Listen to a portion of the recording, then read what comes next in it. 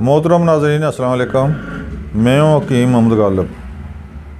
आज हम कब्ज़ के बारे में कुछ गुज़ारिशात पेश करेंगे, खुसूसन बच्चों की कब्ज़। बच्चों की कब्ज़, बच्चे इंतहाई नाजुक मिजाज होते हैं, इसलिए ज़रूरी है कि कोई माजून या फ़क्की वगैरह खाने से ग्रेज़ किया जाए।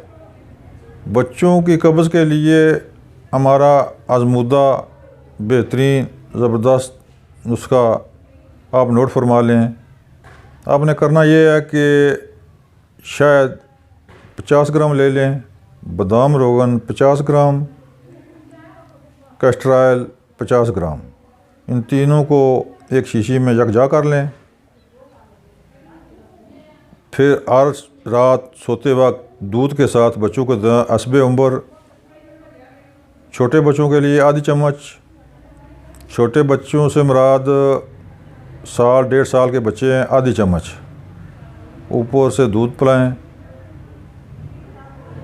बूढ़ों के लिए भी ये बेहतरीन चीज़ है। बूढ़ों के लिए भी ये इंशाल्लाह बेहतरीन कारगर साबित हुई है। बूढ़ों को अलबत्ता ज़्यादा दे सकते हैं, 1 चम्मच से 1.5 चम्मच तक।